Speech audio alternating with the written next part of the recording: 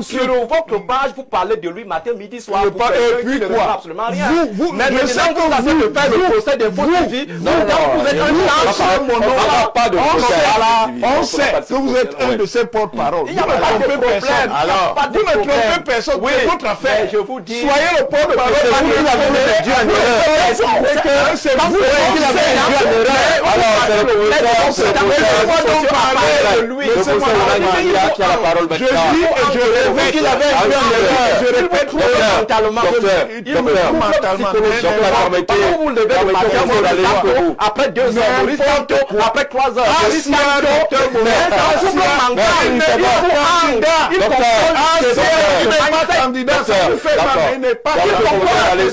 il n'est pas contrôle des hommes. Ça, c'est les choses de l'Église. Allez-y. Je dis, elle fait la science politique. Moi, il m'amuse beaucoup parce qu'ils sont en train de fabriquer la victoire du RDPC. Ah bon? Je ne vous expliquerai pas le résultat final. Le résultat final, c'est qu'ils sont en train de fabriquer la victoire du RDPC. Qui continue à faire la science. Qui continue? Est-ce qu'une défaite du RDPC est possible? Faire la science. On va sortir de là. Je demande la parole. D'accord. On a beaucoup mis l'accent sur le temps on faisait le débat. On va avancer. Que le professeur Maurice Kamto ne gagnerait pas l'élection, je le maintiens. Mais par contre, je ne suis pas de ceux qui ont fomenté son exclusion. Il n'a été exclu par personne. C'est vous les Libilo. Il a été exclu. Donc, je suis cohérent.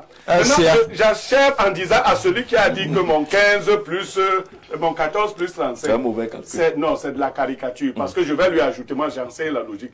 Entre-temps, Issa Tiroma et Bello Bouba vont aussi puiser dans le Grand Sud. Voilà donc. Paul Bialou ne va rien puiser dans le Grand Nord. Je vois derrière, on est derrière 60. Ah, c'est vous qui disiez qu'il faut pas un vote communautaire. Et maintenant, ils vont pousser où? Qui ne peuvent pas puiser là-bas. Alors, Aristide Bono, vous avez écouté les uns les autres. Je reste encore sur la question de Maurice Kamto. Il a été mis hors jeu par la plupart des intervenants, en dehors de Pério Niemek. Est-ce que ce n'est pas politiquement une erreur de penser que Maurice Kamto est mort, qui n'a rien à dire politiquement? Je pense que c'est de l'hypocrisie pure et simple. L'hypocrisie a changé de camp finalement. De l'hypocrisie pure et simple, dire que Maurice Kamto ne représente rien, en même temps faire une fixation sur lui. Voilà, je crois qu'à un moment donné, ça peut ressembler à une haine viscérale vis-à-vis de l'homme.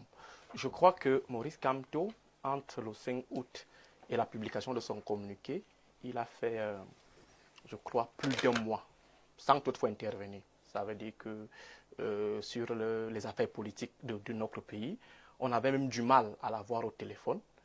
Alors, je connais le leader politique qui lui tendait les bras que vraiment, vous avez trop fait le mot. Exactement. Parler, dire quelque chose. Exactement. Que le deuil a trop mis long. Exactement. Oui. Exactement. Alors, pour vous faire savoir que il est inadmissible que nous soyons en train de faire une fixation. Pourtant, nous avons 11 opposants. 11 opposants. Ça veut dire on ne parle que de Maurice Kamto. Quelqu'un fait le mort pendant 1 mois, on ne parle que de lui. Il refait surface, on ne parle que de lui. Pourtant, nous avons 11 candidats qui veulent affronter Paul Biya. Et deuxième chose, j'ai l'impression que, en fait, on aime se nourrir des ragots. Moi, je l'ai dit tout à l'heure. J'ai eu la chance de discuter en tête à tête avec les différents candidats. Ça veut dire que je suis allé chez eux. Surtout ceux du Grand Nord. J'ai discuté avec Bello Bouba. J'ai discuté avec Issa Tiroma. Et je vous dis ceci. C'est une information. Maurice Kamto n'a jamais été commandeur d'une quelconque médiation. Il n'a jamais, je dis, il n'a jamais été commandeur d'une quelconque médiation. Alors, qui dit qu'il demande des médiations? On lui demande de se taire. Écoutez, mais je crois que entre vous et le professeur Maurice Kamto, c'est lui qui ferait du bien aux Camerounais en Mais monsieur Maurice Kamto est en train de bousiller complètement. Je dis bien ceci. Aristide, Je dis bien ceci. Aristide Mono, pas de brailler ne vous rendra pas convaincant. Ça ne vous rendra pas convaincant. Vous allez brailler toute une université, permettez à Aristide Mono d'aller. Je crois que monsieur Liby Lobé, c'est un acteur politique. C'est ça que je crois qu'il a fait ses classes dans lui pense qu'il a le droit de toujours parler. Mais curieusement, on a l'impression que donnez-moi la parole. Monsieur Liby Lobé refuse de nous présenter son bilan d'opposant pour se concentrer sur je te présente le bilan, c'est toi l'électeur. Voilà, donc j'aimerais vous faire savoir que dans ma circonscription. Je vous dis, monsieur Elimbi, en dehors des plateaux de télévision, vous n'existez nulle part. J'ai été conseiller municipal 10 ans durant. Toi, tu ne l'as jamais été dans ta vie. Un has-been, disons. Oui, un has-been, toi, tu n'as jamais été. Je ne suis pas sûr que tu le seras. C'est pas son rôle. Allez, voilà. C'est pas son rôle. Écoutons Aristide Mono. Ce que j'aimerais préciser, c'est que Maurice Kamto est devant un dilemme, et je le reprécise, il est devant un dilemme. Ne pas s'engager dans la médiation qui lui est proposée, confiée, l'exposerait à une certaine sanction d'une opinion qui pourrait estimer qu'il est égoïste. Ça veut dire qu'il ne peut pas participer à la victoire des autres candidats. Voilà. Il y a également une branche dans son parti qui estime que lorsqu'il a eu ses déboires au Conseil constitutionnel, on n'a eu personne autour de lui pour le réconforter. Même chose également avec ses prisonniers politiques et ils estiment que M. Kamto n'a pas de contribution à apporter.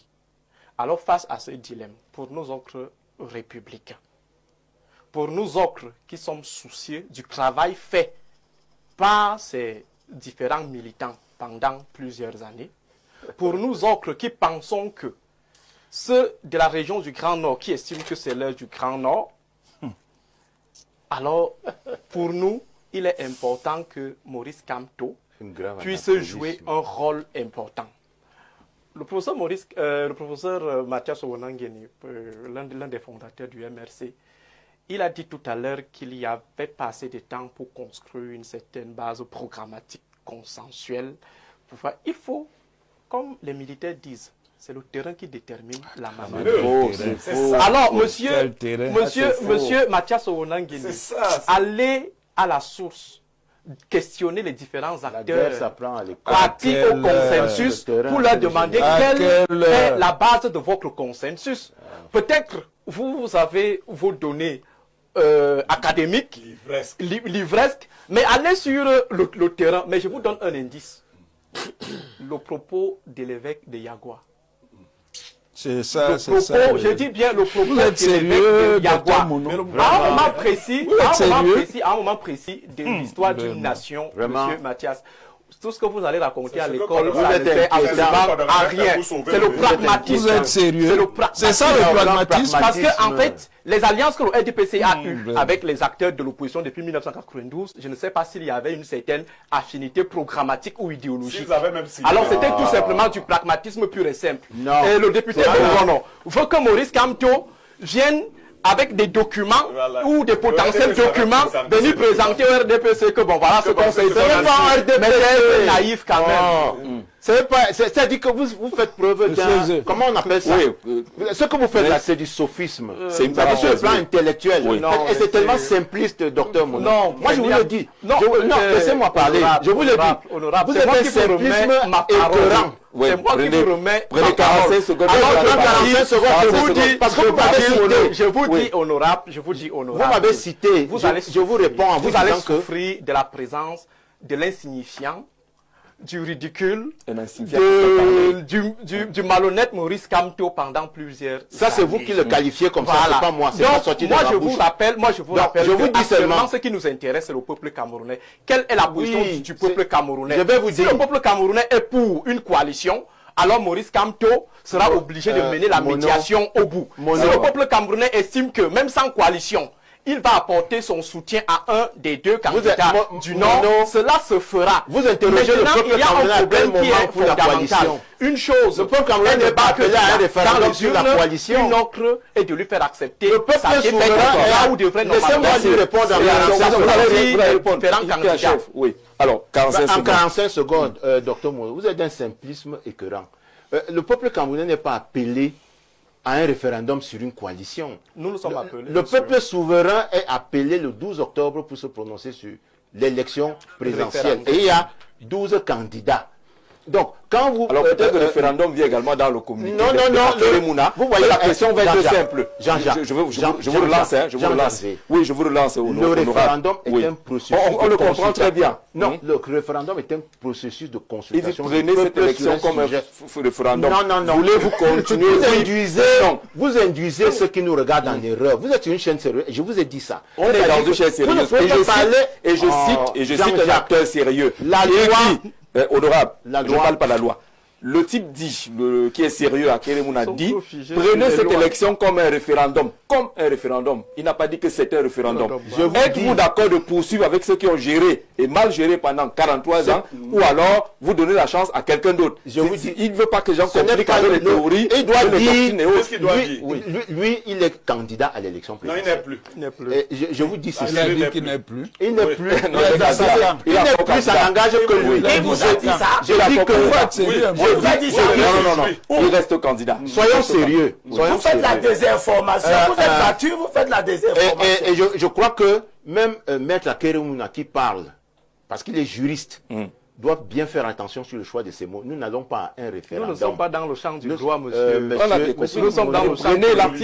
Monsieur Mono, laissez-moi parler. Laissez-moi parler. Vous avez parlé, je vous réponds. Je vous dis que vous êtes d'un simplisme écœurant. C'est pour ça que vous faites l'analyse erronée que vous venez de faire. Je vous dis, le peuple n'est pas souverain, là n'est pas appelé.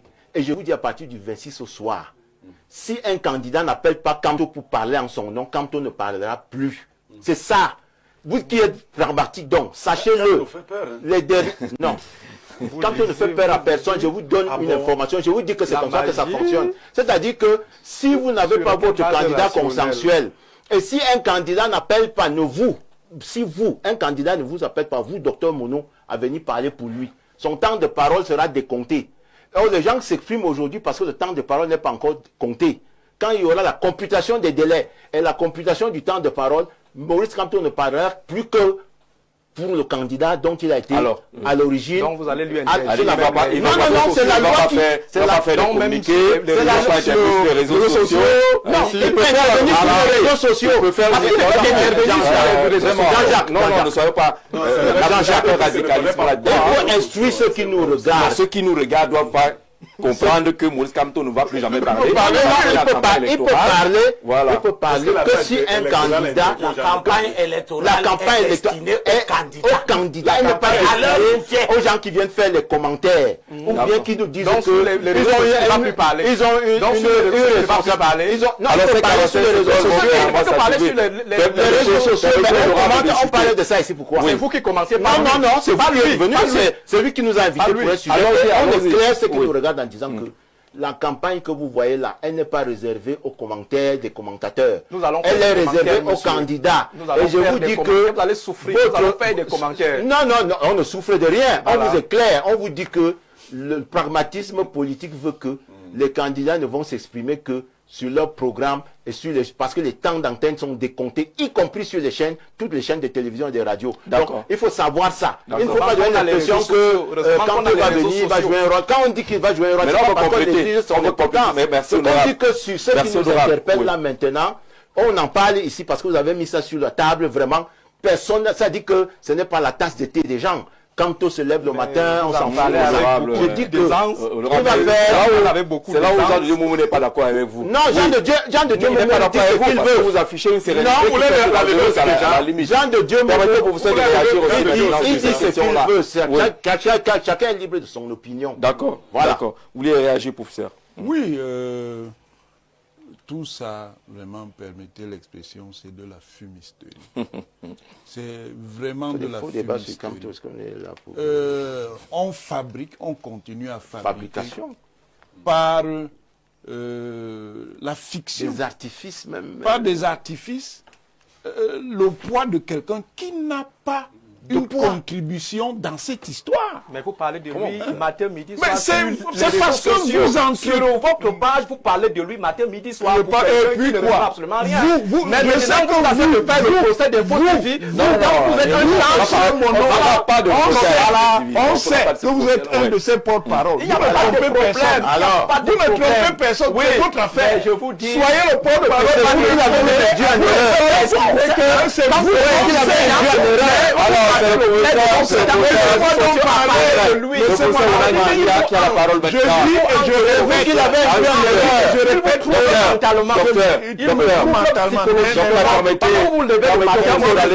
après 2 heures, après 3 heures,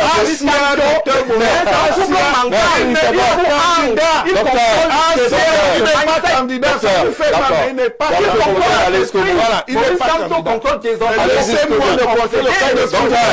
ça, c'est les choses des églises révélées. Allez-y. Je dis, un professeur en sciences politiques, moi, il m'amuse beaucoup parce qu'ils sont en train de fabriquer la victoire du RDPC. Ah bon? Je ne vous expliquerai pas le résultat comment. final. Le résultat final, c'est qu'ils sont en train de fabriquer la victoire du RDPC. En voyant faire la science. Qui continue? Est-ce qu'une défaite du RDPC est possible? En voyant faire la science. On va sortir de là. Je demande la parole. D'accord. On a beaucoup mis l'accent sur on faisait le débat. On va avancer. Sur ces différentes sorties, sur ces différentes sorties, est-ce qu'on ne met pas un peu trop l'accent et on n'accorde pas un peu trop d'importance à 2 candidats, Bello et Thilo?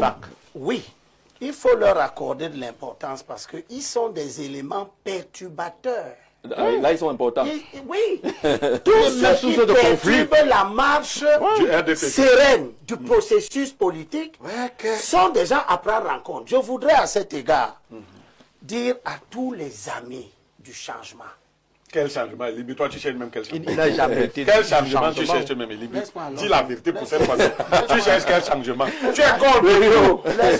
Tu cherches quel changement, Elibi? Dis seulement. Tu ne peux pas dire qu'Elibi est même contre le changement. Il est contre. Qu'ils nous disent, prends mon temps. Tu cherches quel changement? Tu n'as pas encore le temps. Je ne veux plus parler.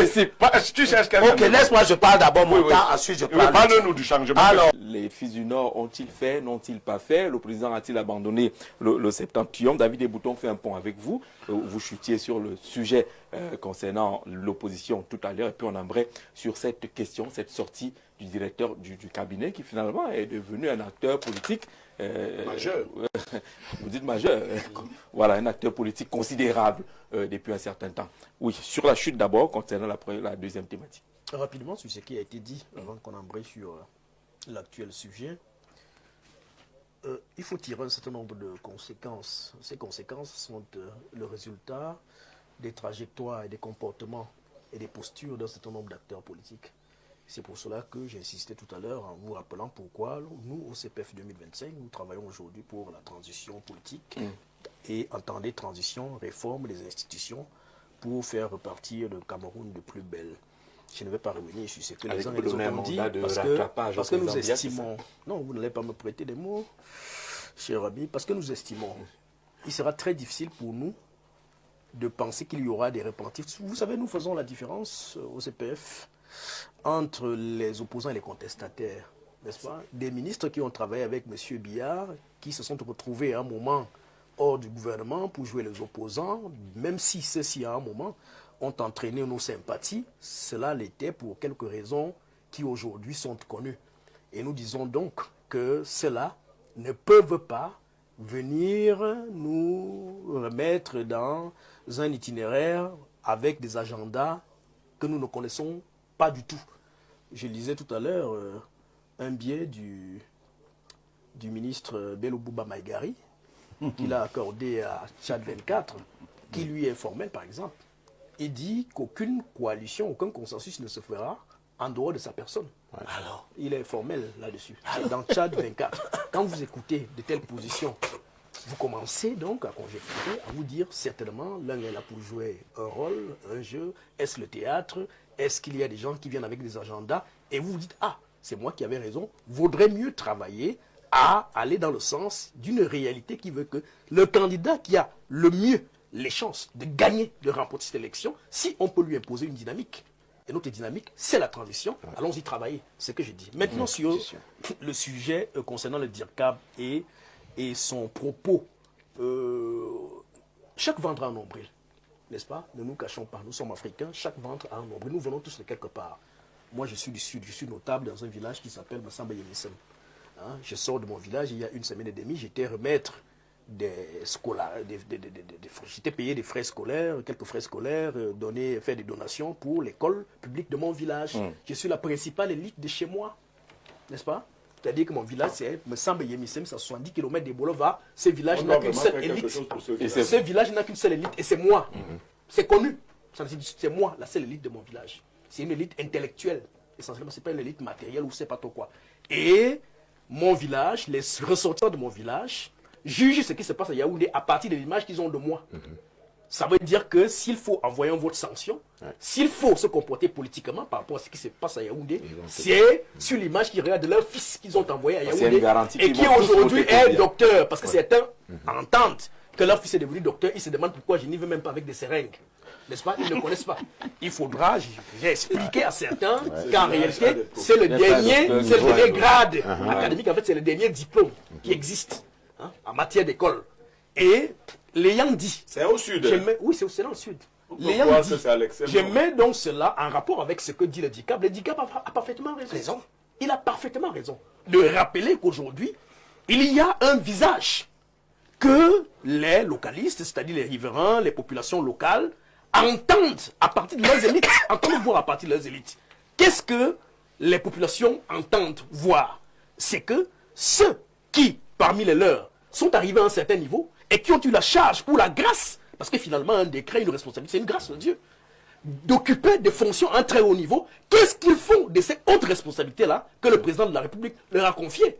Est-ce que c'est pour faire émerger uniquement leur famille ou alors c'est pour redistribuer à la base, pour que la communauté se dise qu'effectivement il y a un fils de chez nous qui aujourd'hui a émergé et qui travaille effectivement au service de la communauté. Voilà les réalités qu'on doit dire au Cameroun. Et la vérité, c'est donc laquelle? C'est donc qu'effectivement, il y en a aujourd'hui des parties du pays où les élites ont cru que les nominations qu'elles ont eues sont des nominations qui concernent uniquement leur famille, leurs neveux et autres, qui ne concernent pas la communauté. Et ça crée donc des frustrations. Lesquelles frustrations aujourd'hui sont dénoncées par lui dans la partie septentrionale. N'oublions pas que même politiquement, l'extrême nord dont il parle, c'est quand même près de 18% de l'électorat. Donc le président de la République en a besoin. Et chaque bon politicien, chaque candidat à cette élection présidentielle qui sait où il va, prend une calculatrice, se dit ok, si l'élection, si l'extrême nord peut me rapporter en fait à un électorat de 18%, je peux y engager par exemple 5, 10% et continuer à travailler sur d'autres. C'est comme ça que les politiciens travaillent. Mais maintenant, est-ce qu'on va donc aller s'aimer, en fait récolter sur un terrain qu'on n'a pas s'aimer? C'est la question en sous-bassement. C'est-à-dire que aujourd'hui, dans l'extrême nord, quand le renouveau y va, avec tout ce que le renouveau a fait là-bas, rappelons que dans le grand nord, la plupart des ministres, la plupart des élites qui viennent de cette partie-là viennent de l'extrême nord. Cavaillé Guéjivri, il est de là, quand même. Celui dont ce monsieur parlait tout à l'heure. Il est de là. Le ministre Maoudou, dont j'ai vu un livre circuler tout à l'heure, là, il est de là. La plupart des ministres qui occupent de hautes fonctions dans ces pays, qui viennent du septentrion, viennent de l'extrême nord. Et donc aujourd'hui, ces ressortissants de l'extrême nord sont en droit de se demander quels ont été les dividendes politiques, économiques, perceptibles, qu'ils sont à même de toucher du doigt pour se dire effectivement que le septentrion est utile au renouveau. Puisque, vous savez même le petit nom qu'on donne au septentrion, à l'extrême nord, c'est la fille aînée du renouveau. Donc c'est des problématiques réelles parce que nous touchons au sein même de nos communautés. Et je sors donc en disant que l'élite doit être interpellée. L'élite doit être interpellée. Parce qu'en réalité, l'élite doit comprendre que en ce moment est venu le temps des comptes. Ces comptes-là qui veulent que, en fait, les décrets qu'ils ont bénéficiés l'ont été parce qu'on estimait que ces décrets-là devraient être des décrets relais pour que, voilà, les projets soit mis à l'actif des populations de manière à ce que les populations bénéficient du rôle social qu'ils ont occupé à un certain moment. Donc, le DICAP pose là, en fait, fait là une photographie que tout le monde connaît, que nous vivons au quotidien, qui est réaliste. Et moi, j'épouse et je salue cette position. D'accord, Aristide Mono. Est-ce que ce n'est pas un discours risqué ou assez dangereux, celui tenu par le directeur du cabinet du président de l'Assemblée nationale? Ça me dit que quand vous êtes ministre, il faut développer le village. Il ne demandait plus rien à Paul Biya. Il ajoute d'ailleurs que quand lui, il est arrivé en 2014 à l'Assemblée nationale, il n'y avait qu'une cinquantaine de ressortissants du Nord. Ils en sont 300 aujourd'hui. Est-ce que ce n'est pas un discours dangereux en République? Je crois qu'on est dans du biaïsme. Tout le monde est mauvais sauf Paul Biya. Et surtout, il faut interroger l'opportunité, le contexte de cette sortie. On est dans une situation où le Grand Nord est en pleine ébullition. Et on essaye de faire comprendre aux uns aux autres que si ça n'a pas marché dans ce côté, c'est de la responsabilité. Ce n'est pas la faute à Biya. Des élites. Donc, il faut renouveler le mandat à M. Paul Biya. Je crois également que cette tendance au villagisme n'aide pas trop l'intégration nationale. Je me souviens d'un de ses discours où il avait dit « Nous avons arraché des postes aux anglophones », lui, le DIRCAP, et on ne dirige pas des institutions en fonction des affiliations ou des filiations villagistes. C'est sur la base de la méritocratie, de la compétence. Et de temps en temps, on peut diluer avec quelques affirmatifs actes dans la discrimination positive. Mais fonder une certaine administration des institutions sur la cooptation des fils du village, ça pose problème. Et lorsqu'on essaie d'interroger le profil des fils du village en question, on se rend compte que ce sont soit les enfants du clan Kavaye Djibril, soit les enfants de la chefferie de Mada, qui est dirigée par Kavaye Djibril, soit les enfants de Tokombere, soit les enfants du Mayo Sava, et à la limite peut-être les enfants de l'extrême nord. Or là on parle... Ça tourne toujours autour de Kavaye. Ça tourne toujours autour de Kavaye Djibril. Il est incompréhensible qu'on soit déresponsabilisé, par exemple le ministre en charge des travaux publics, le ministre de l'Habitat, vous vous souvenez de cette histoire il y avait quoi avant? Je crois que la route là a été rapidement refaite parce que les fils de l'escrème n'avaient pas digéré ces propos. Il y a l'État, il y a également la responsabilité des élites, et là je suis un peu d'accord avec lui. Nous avons déjà fait à 4 reprises la route de Maroua-Kousseri. Je crois que pour une nationale numéro 1, pour un itinéraire qui relie le Cameroun aux autres pays, disons au Tchad et au Nigeria aussi, ça devient un peu complexe. Mais je crois qu'à un moment, il faut que les élites, en général, prennent parfois leurs responsabilités pour indiquer de manière claire les responsables qui sont incriminés. Dans le cas d'espèce, il parle du ministre de l'économie, du ministre de l'économie, Alamine Ousmane Mey. Je suis d'accord avec lui. Ah bon? Kousseri aujourd'hui ce n'est pas la faute de Biya si on n'a pas inscrit ces travaux-là. Non, les fautes sont partagées. Oui. Les responsabilités c'est ce que sont partagées. Dit, hein? Oui. Quand vous prenez la route Maroua-Kousseri, vous vous demandez s'il y a vie à Kousseri ou dans le Logon et Chari en général. Lorsque vous arrivez même à Kousseri, c'est tout simplement la poussière. Je crois que le ministre devrait avoir honte de la physionomie de son village, de la physionomie de son département, le Logon et Chari à côté du Mayo Sava, et le département qui accumule plus de taux d'insécurité liés aux attaques de Boko Haram.